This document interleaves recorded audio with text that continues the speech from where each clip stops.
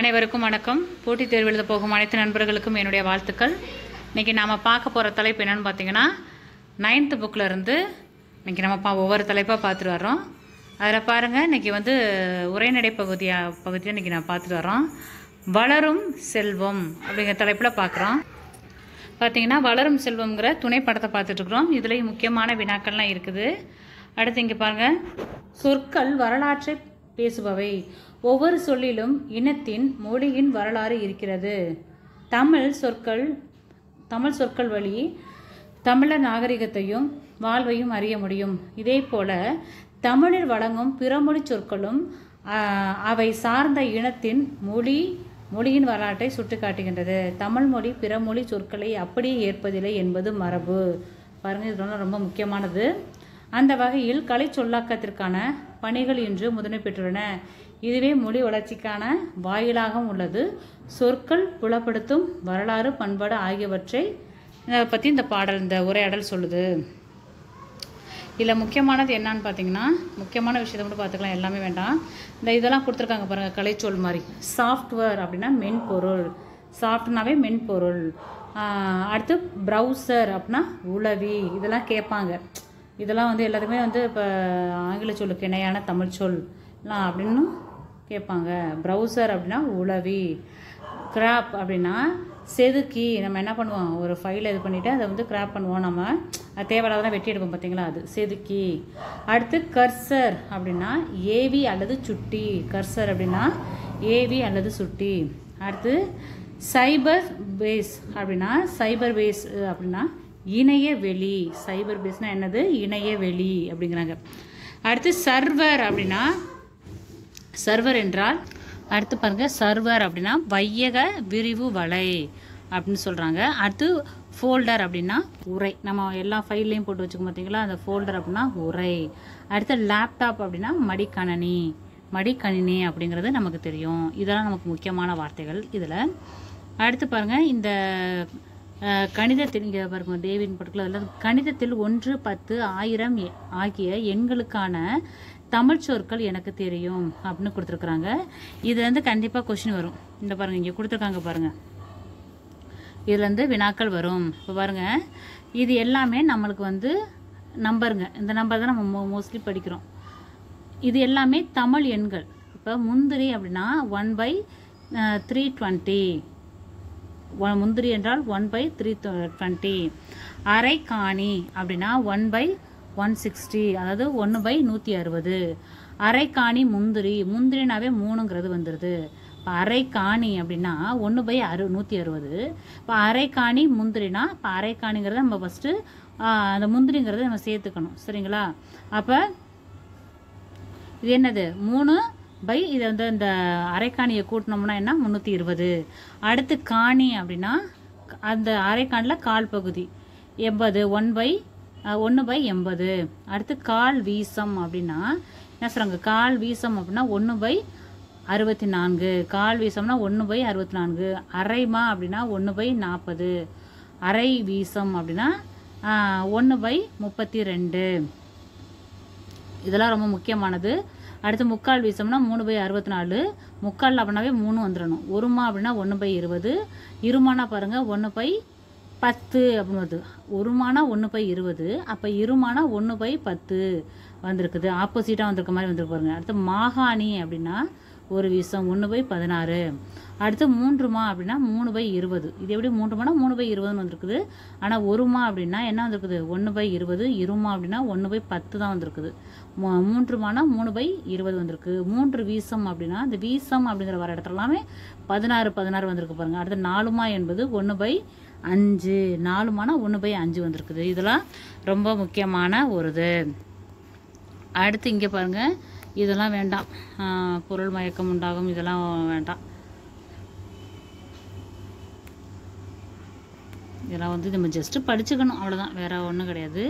இங்கே பாருங்கள், இது ரொம்ப முக்கியமான விஷயங்கள் கொடுத்துருப்பாங்க. என்னென்னு பார்த்தீங்கன்னா, பழங்காலத்தில் கடல் துறையில் பெரும் முன்னேற்றம் அடைந்திருந்தார்கள். யார், நம்ம தமிழர்கள் பழங்காலத்தில் சங்க காலத்திலேயே என்ன பண்ணுறாங்க, பட்டினப்பாளையெல்லாம் என்னது, அதாவது இந்த கடல் வாணிகத்தை புகார் நகரத்தில் நடந்த அந்த கடல் வாணிபத்தை சொல்லக்கூடிய நூல் தான் பட்டினப்பாலை, இது எல்லாமே சங்க இலக்கிய நூல் வந்து என்ன சொல்லுது, நமக்கு கடல் துறை பற்றி முன்னேற்றம் அவங்க அடைந்த விஷயத்த சொல்லுது. சங்க இலக்கியத்தில் நாவாய், வங்கம், தோணி, களம் போன்ற பல வகையான கடற்கலன்கள் இயக்கப்பட்டதற்கான குறிப்புகள் உள்ளது. இதில் தமிழ் சொல்லாகிய நாவாய் என்பதை ஆங்கிலத்தில் நேவி என்று ஆகியுள்ளது. இப்போ பார்த்தீங்கன்னா தமிழ் சொற்கள் நிறைய சொற்கள் பார்த்தீங்கன்னா ஆங்கில சொற்களில் வந்திருக்கும். உதாரணம் வந்து இந்த நாவாய் என்பது நேவி எப்படி ஆணுச்சோ அதே போல் அணைக்கட்டு அப்படிங்கிறது தான் அணைக்கட்டு அப்படின்னு சொல்லிட்டு நம்ம இங்கிலீஷில் படிப்போம் பார்த்தீங்களா. அந்த மாதிரி வார்த்தைகள்லாம் தமிழ்லேருந்து வந்து இங்கிலீஷுக்கு போயிருக்கு, ஆங்கிலத்துக்கு. அது சொல்கிறாங்க. இது ரொம்ப முக்கியமானது. அடுத்து இங்கே கீழே பாருங்கள், பிக்சருக்கு கீழே ஒன்றும் இல்லையா, இந்த இடத்துல இங்கே பாருங்கள். அதாவது என்ன சொல்கிறாங்க அப்படின்னா, உலகின் தொன்மையான மொழியாகவும் செவ்வியல் மொழிகளுள் ஒன்றாக திகழ்வது எதுனா கிரேக்க மொழி. கிரேக்க மொழியை வந்து தத்துவ மொழின்னு கூட சொல்லுவாங்க. ஏன்னா நீங்கள் எல்லா தத்துவ அறிஞர்களும் பாருங்கள் மோஸ்ட்லி வந்து கிரேக்க நாட்டுக்காரங்களாக இருப்பாங்க.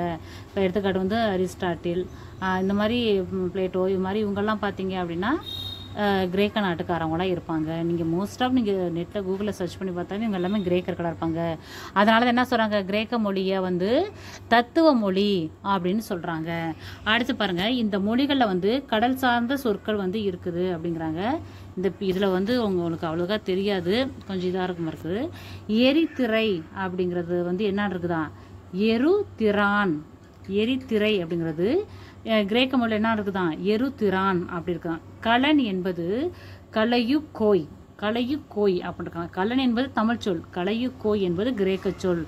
நீர் என்பது நம்ம சொல்ல பார்த்தீங்கன்னா நீர்னு, அது நீரியோஸ் நீரிய அப்படின்னு கிரேக்க சொல் இருக்கான். நாவாய் என்பது அங்கே எப்படி இருக்குதான், நாவாய் நாயு அப்படின்னு இருக்கான். நம்ம நாவாயின்னு சொல்கிறோம் பார்த்தீங்களா, அதை அவங்க நாயு அப்படிங்கிறாங்க. இங்கே தோணி என்பது அங்கே தோனீஸ் அப்படின்னு வந்திருக்குது.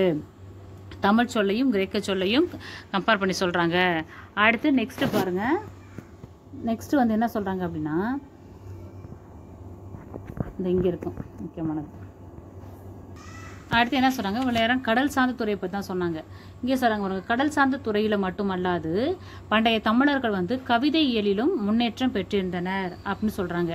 இப்போ நம்மளோட கவிதையோட நம்ம இலக்கியம் எழுதுவோம் பார்த்தீங்களா, அந்த செய்யுள் வகையை வந்து கிரேக்க இலக்கியத்திலையும் நம்மளோட சாயல் இருக்குது அப்படிங்கிறாங்க. அது என்னன்னு பாருங்கள், தமிழிலும் கிரேக்க மொழியிலும் ஒப்பு காண முடிகிறது. நம்ம கவிதை சார்ந்த சொற்களை தமிழ் மொழியிலையும் கிரேக்க மொழியிலையும் ஒப்பிட்டு காண முடிகிறதுன்னு சொல்கிறாங்க. இப்போ நம்ம தமிழில் என்ன சொல்லுவோம், பாவகை, சரிங்களா. நம்ம இலக்கணத்தில் வந்து யாப்பு இலக்கணத்தில் பாவகை நம்ம பார்ப்போம். பாவகைன்னா வெண்பா, ஆசிரியப்பா, வஞ்சிப்பா, களிப்பா, வஞ்சிப்பா அப்படின்னு 4 வகை பாக்கள் பார்ப்போம். அதே இவங்க வந்து கிரேக்க மொழியில் என்ன சொல்கிறாங்கன்னு பாருங்கள். தமிழில் பா என்றால் என்னவென்று உனக்கு தெரியுமா? இச்சொல் கிரேக்க மொழியின் தொன்மையான காப்பியமாகிய இலியத்தில் பாப்பியோனா பாருங்க, பாயியோனா அப்படின்னு கொடுத்துருக்காங்க. பாயியோனா அப்படின்னா பா என்று அர்த்தம். இது வந்து அப்பல்லோ, இது ரொம்ப முக்கியமானது. அப்பல்லோ என்னும் கடவுளுக்கு பாடுவது தான் பா என்று கிரேக்கத்தில் குறிப்பிடப்படுகிறது. பாருங்க, நம்ம மோஸ்ட்லி நம்மளோட சூரிய குடும்பத்துக்கெல்லாம் அந்த பேர் வைக்கிறாங்க பார்த்தீங்களா. இப்போ வீனஸு, அப்புறம் இந்த மாதிரி எப்படி சொல்கிறது, இந்த கோள்கள் பேரெல்லாம் வைக்கிறாங்களா, அது எல்லாமே மோஸ்ட்லி பார்த்திங்கன்னா கிரேக்கதாக தான் இருக்கும், கிரேக்க பேர்களாக தான் இருக்கும். அதாவது கிரேக்கத்தில் உள்ள அந்த கடவுளோட பேரை தான் அந்த கோள்களுக்கெல்லாம் வச்சுருப்பாங்க. ஆனால் பூமிக்கு மட்டும்தான் அந்த இது இல்லை, அந்த கிரேக்க நேம் இல்லை, சரிங்களா. மற்ற எல்லா கோள்களுக்கும் பார்த்திங்கன்னா அந்த கிரேக்க பெயர்கள் இருக்கும். அதே போல் என்ன சொல்கிறாங்க அப்படின்னா, பாவுக்கு கூட கிரேக்க பேர் இருக்குது. அது எதுனா சொல்கிறாங்கன்னா, அவங்களோட அப்பல்லோ அப்படிங்கிற கடவுளுக்கு பாடுவது தான் என்ன சொல்கிறாங்க, இந்த பா அப்படிங்கிறாங்க. அந்த பானா பாயியோனா அப்படின்னாங்க. அடுத்து பாருங்கள், பா வகைகளுள் ஒன்றான வெண்பா என்பது நமக்கு செப்பலோசை பெற்று வருங்கிறது தெரியும். வெண்பா செப்பலோசை பெற்று வரும். ஆசிரியப்பா அகலோசை, களிப்பா துழலோசை, வஞ்சி தூங்கலோசை அப்படின்னா அந்த ஓசையும் இருக்குது. 4 பானா 4 ஓசையும் இருக்குது நமக்கு. இப்போ அந்த செப்பலோசையை கிரேக்கத்தில் எப்படி சொல்கிறாங்கன்னு பாருங்கள், சாப்போ அப்படிங்கிறாங்களாம். செப்பலோசை கிரேக்கத்தில் சாப்போ என்று அழைக்கப்படுகிறது. இது கிரேக்கத்திலிருந்து லத்தீன் மொழிக்கு வந்த பின் ஆங்கிலத்தில் சேபிக், ஸ்டேன்சா என்று இன்று வழங்கப்படுகிறது. இது வந்து கிரேக்கத்துக்கு வந்திருக்குது. தமிழ்லேருந்து கிரேக்கத்துக்கு சாப்போன்னு வந்திருக்கு. அந்த கிரேக்கத்துலேருந்து என்ன பண்ணியிருக்குது, லத்தீன் மொழிக்கு வந்து, சரிங்களா, லத்தீன் மொழிக்கு வந்து பின்னா எங்கே வந்திருக்குது, ஆங்கிலத்தில் சேபிக் ஸ்டேன்சா அப்படின்னு சொல்கிறாங்க. ரொம்ப முக்கியமானது. அடுத்து பாவின் சுவைகளில் ஒன்றான இளிவரல் அப்படின்னு சொல்கிறாங்க. இது எல்லாமே இந்த இளிவரல் இது எல்லாமே என்னது, என் வகை மெய்ப்பாடுகள் சொல்லுவாங்க. மெய்ப்பாடுகள் நம்ம படிப்போம் பார்த்தீங்களா, எழுதுறேன் பாருங்க. மெய்ப்பாடுகள் அப்படின்னு 8 வகை மெய்ப்பாடுகள் வந்து நம்ம சொல்லுவோம். அந்த என் வகை மெய்ப்பாடுகளை வந்து சொல்கிறாங்க. என்னன்னு பார்த்தீங்கன்னா, இந்த இளிவரல் என்பது பார்த்தீங்கன்னா நிறைய பேர் இது இந்த இளிவரல்னா என்ன அப்படின்னா கேளிக்கையாக வந்து சொல்கிறது தான் இளிவரல் அப்படின்னு நம்ம நினச்சிக்கிட்டு இருக்கோம். ஆனால் அதுக்கு ஆப்போசிட் மீனிங் தான் இளிவரல். இளிவரல் என்றால் துன்பம் என்று பொருள். இளிவரல் என்றால் என்ன பொருள் அப்படின்னா துன்பம் என்று பொருள். இளிவரல் என்றால் துன்பம் என்று பொருள். இங்கே பாருங்க, இளிவரல் என்ற துன்ப சுவையினை தமிழ் இலக்கணங்கள் சுட்டுகின்றது. கிரேக்கத்தில் துன்ப சுவை உடைய பாடல்கள் இலிகியா என்று அழைக்கப்படுகிறது. நம்ம இளிவரல் சொல்கிறோம், அவங்க இலிகியா அப்படின்னு சொல்கிறாங்க. அடுத்து பாருங்க, இலியத் காப்பியம் கிமு 8ஆம் நூற்றாண்டை சார்ந்தது. இங்கே பாருங்க, இலியத் காப்பியம் வந்து எப்பன்னா கிமு 8ஆம் நூற்றாண்டை சார்ந்தது அப்படின்னு சொல்கிறாங்க. இங்கே அண்டர்லைன் பண்ணுறேன் பார்த்துக்கோங்க, ரொம்ப முக்கியமானது. இதெல்லாம் கூற்றுக்காரணத்தில் கேட்பாங்க. அடுத்து வந்து இங்கே இந்த பக்கத்து பார்க்கலாம். இங்கே ஒன்றும் முக்கியமானதில்லை. அடுத்து நான் தமிழின் வந்து தமிழரின் கடல் ஆளுமை பற்றி விளக்கினேன் அப்படின்னு போடுறாங்க பார்த்தீங்களா. அதில் தமிழரும் கிரேக்கரும் கடல் வழியாகவும் தொடர்பு கொண்டிருந்தனர். ஏன்னா நமக்கு வந்து நம்மளோட ஹிஸ்ட்ரியிலே பார்த்தீங்கன்னா அந்த கிரேக்க மன்னர்களான அவங்களுக்கும் நம்ம முசிறியில் உள்ள துறைமுகத்தில் உள்ள துறைமுக வணிகருக்கும் அங்கே அலெக்சாண்ட்ரியா துறைமுகத்தில் உள்ளவங்களுக்கும் இங்கே முசிறி துறைமுக வணிகருக்கும் ஒப்பந்தம் போட்டிருந்ததா, அது அந்த பாப்பிரஸ் தாளில் ஒப்பந்தம் போட்டிருந்ததா நம்ம 10th நம்ம படிக்கிறோம். சரிங்களா. அதே போல் அதான் சொல்கிறாங்க, கடல் வழியாக தொடர்பு கொண்டிருக்கிறாங்க அப்படின்னு சொல்கிறாங்க. அடுத்து நெக்ஸ்ட் பாருங்கள், கிரேக்கத்திலிருந்து தமிழ்நாட்டிற்கு கடல் வழியாக வர வேண்டும் என்பதை கிரேக்க நூல் ஒன்று விளக்குகிறது. எப்படி கிரேக்கத்திலேருந்து தமிழ்நாட்டுக்கு வரணும்னா என்னது, கடல் வழி மார்க்கம் தான். அதை வந்து ஒரு நூலே சொல்லுது. அது என்ன நூல் அப்படின்னு பார்த்தீங்கன்னா, அதை தமிழ்நாடு பற்றியெல்லாம் அந்த நூலில் குறிப்பிட்டிருக்கிறாங்க. என்னன்னு பார்த்தீங்கன்னா, ஏன்னா எரித்ரியன் ஆஃப் த பெரிப்ளஸ் அப்படின்னு சொல்லுவாங்க. சரிங்களா. எரித்ரிசியன் ஆஃப் த பெரிப்ளஸ் அப்படின்னு சொல்லுவாங்க. என்னும் நூல் வந்து, அதாவது இந்த பெரிப்ளஸ் அப்படிங்கிறவர் தான் இதை எழுதியிருப்பார்னு நினைக்கிறேன். ஏன்னா அது நம்ம இதுலேயே இருக்குது, 10th புக்லேயே இருக்குது. அவர் வந்து அந்த கடல் வழி மார்க்கத்தை கண்டுபிடிச்சிருப்பார். ஸோ அதனால் அவர் பேர்லேயே என்ன பண்ணுறாங்க, அந்த புக்கை வந்து எழுதிடுறாங்க. அந்த புக்கை வந்து எழுதுறாரு. எரித்ரியேஷன் ஆஃப் த பெரிப்ளஸ் அப்படிங்காங்க. எரித்ரியன் சி தான் அப்படி சொல்கிறாங்க. அடுத்து நெக்ஸ்ட் பாருங்கள், எரிதிரை என்பது தான், அது வந்து கடலை சார்ந்த பெரிய புலமா. எரிதிரை என்பது கடலை சார்ந்த பெரிய புலம். எரித்ரிசியன் ஆஃப் த பெரிப்ளஸ் என ஆகியுள்ளது. அந்த எரிதிரை தான் அப்படி ஆகியிருக்குது. இதுபோல் தமிழின் வளர்ச்சி தொடரவும் நிலைத்திருக்கவும் அப்படின்னு சொல்லி ஒரு கதை சொல்லியிருக்காங்க. அதெல்லாம் வேண்டாம், இங்கிட்டு வந்துடுங்க. இதில் வந்து இதெல்லாம் வேண்டாம், அப்படியே தேவையில்லாம் விட்டுறணும். சரிங்களா. அப்புறம் வந்து நிலத்திற்கு மருத்துவம் பொறியியல் கல்லூரி இதெல்லாம் வேண்டாம். அடுத்து இது வந்துடுங்க, தமிழ் எண்கள் ரொம்ப முக்கியங்க. இதில் வந்து கண்டிப்பாக ஒரு கொஸ்டின் கேட்பாங்க. இதை நீங்கள் எப்படி மனப்பாடம் வச்சாலும் சரி. இப்போ வந்து கா அப்படின்னா 1, ஊ பாருங்கள், இது வச்சு ஞாபகம் வேணுங்கிறவங்க வச்சுக்கலாம். இப்போ நம்ம கா என்ன பண்ணுவோம், ஃபஸ்ட்டு இந்த லைன் தான் போடுவோம், 1 மாதிரி தான் போடுவோம், அப்புறம் தான் இப்படி போடுவோம். சரிங்களா. அப்போ இந்த 1ங்கிற மாதிரி ஆரம்பிக்கிறதுனால அது காவை 1க்கு வச்சுக்கோங்க. இப்போ 2 பாருங்கள், 2 எப்படி இருக்குது, இப்போ 2க்கு இங்கே ஒரு கொம்பு போட்டால் என்னது, ஊ தான். அப்படி கூட ஞாபகம் வச்சுக்கலாம். 3 பாருங்கள், இப்போ ஞா இப்படி போடுறோமா, அப்படி போட்டு இப்படி போடுறோமா, நான் சும்மா சொல்கிற ஒரு அடையாளத்துக்காக, அதாவது இப்படி போட்டு நம்ம இப்படி தான் போடுவோம். ஸோ இது வந்து என்னது 3 மாதிரி வருது, அப்படி கூட நீங்கள் ஞாபகம் வச்சுக்கோங்க. அடுத்து சா பாருங்கள், 4 நம்ம இப்படி போகிறோம் அப்படின்னா சா எப்படி வரும், சேம் இதே மாதிரி தான் ஒரே சாயலில் வரும். அடுத்து வந்து 5 ரூ எப்படி வரும்னு பாருங்கள். 5 நம்ம 5 அப்படி போடுங்க. இப்போ ரூ போட்டு பாருங்கள், இப்படி வருதுங்களா. இப்போ இதில் 5 வர மாதிரி ஒரு கற்பனையை நீங்களாக வச்சுக்கோங்க.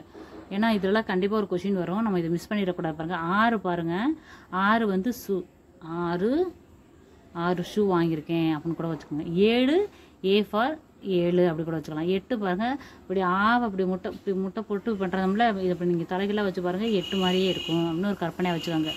இல்லை 8 6 கூட வச்சுக்கலாம்.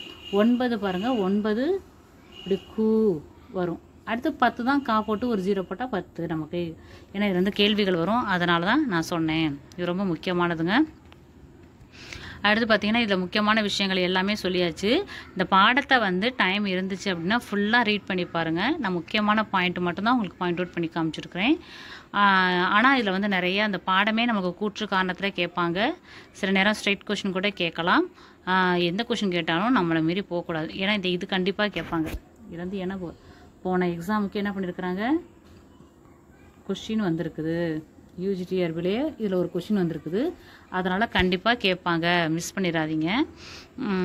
நம்ம இன்னும் ஒரு தலைப்பில், அடுத்து இலக்கண தலைப்பில் வந்து நம்ம பார்க்கலாம். அனைவருக்கும் நன்றி, வணக்கம்.